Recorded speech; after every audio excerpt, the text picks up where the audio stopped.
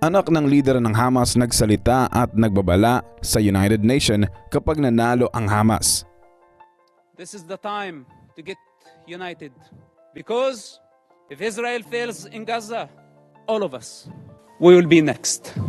Ang patuloy na labanan sa pagitan ng Israel Defense Forces at Hamas sa Gaza ay nakaapekto sa dumaraming bigla ng mga sibilyan. Karamihan sa kanila ay mga kabataan. Ang mga panig ng maka-Palestinian ay nananawagan sa Israel na itigil ang patuloy na pag-atake nito sa Gaza.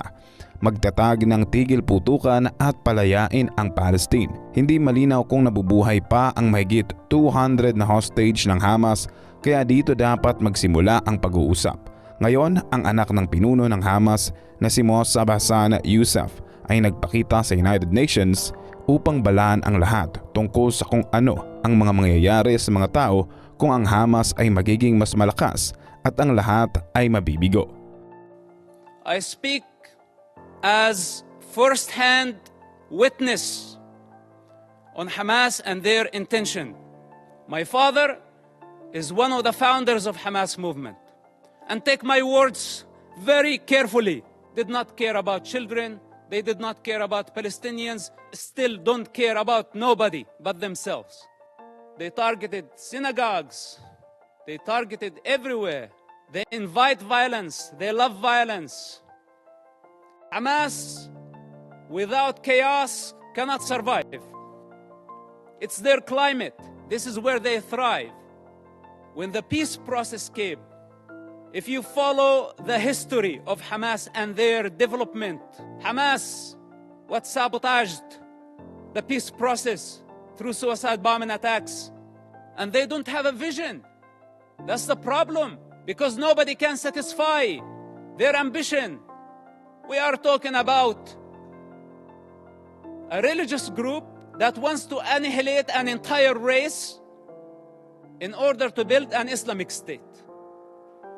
And I don't know why it's not obvious to everybody that the United Nations fail to condemn them. This is what they are.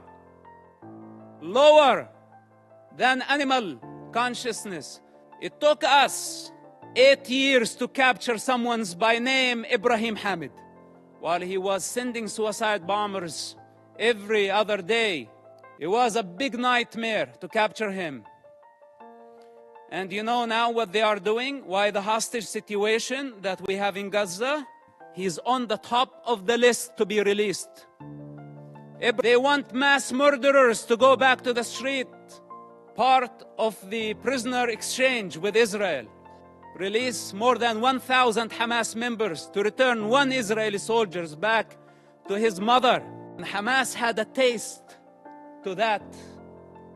So they thought this time they can go and bring 200 hostages and more. So they can bring the only true democracy in the Middle East to its knees. And they know that that Israel cannot release more Hamas terrorists. And how can Israel afford, or how can any of you validate or prove the release of mass murderers back to the street so they can carry a lot more terrorist attacks, hundreds of thousands of people as human shields? We need to identify the disease. Then we can provide the cure. And for those who know the problem, they don't have the courage to stand and say, we have a problem with Hamas. Hamas gave the attacks on October 7th as a birthday gift to Putin. All those criminals, whether they were high profile or low profile, they are all savages. They were seeking power and wealth. They did not care about the Palestinian people. The next war, we will talking about hundreds of thousands. This is the 4th war with Hamas and the 5th war in Gaza, because also Islamic Jihad had their own war. If we don't eradicate Hamas and other terrorist groups in Gaza this time and give Gaza back to the people of Gaza, what made Hamas attack this time a lot stronger than the past wars, we had to negotiate with them. And we had to give them legitimacy. This is what encouraged them and gave them power. Where democracies should be united in fighting such savages. It's not even hostages. It's not war prisoners. All of us saw Hamas, savage, grab a teenager girl from the neck, pushing her into the unknown. That girl represents your freedom.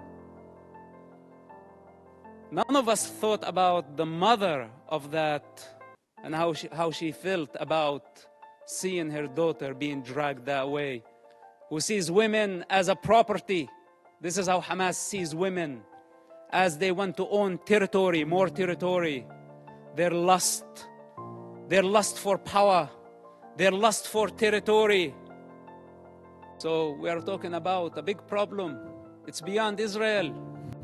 The danger if Israel fail their war in Gaza, Israel would annihilate Hamas in no time, matter of hours, let's say days. Hamas is finished. But since Hamas strategy, it's a strategic thing of Hamas to take human shields. This crime cannot be forgiven. None of us should forgive this crime. So Israel now got stained by blood. This is what Hamas wanted to happen from day one. They wanted to sacrifice thousands of children so Israel can take the blame.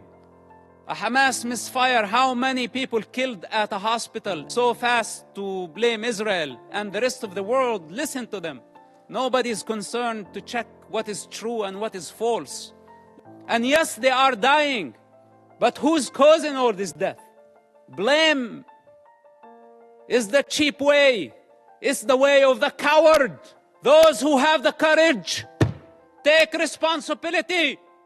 If Hamas is not defeated, if Hamas is not eradicated in Gaza, we will give the freedom to so many radical groups around the world. And I speak as a person who was part of the counter-terrorism effort against radical Islamists. If Hamas is not defeated in Gaza, it will inspire many groups around the globe, can blackmail the international community, the superpowers, and bring democracies to their knees. And many of them are satisfied to see the state of confusion. This is the time to get united. Because if Israel fails in Gaza, all of us, we will be next. And may God bring peace to this divided world. Thank you very much for listening. Kaalam, ano ang masasabi mo sa ating nakamamahang topic ngayon? Naniniwala ka ba sa babala ng anak ng Hamas leader sa United Nations? Antayin ko ang sagot mo sa comment section. Huwag mong kalimutang i-like ang ating video at mag-subscribe ka na rin sa ating channel. At siguro din panoorin ang next video na siguradong magugustuhan mo.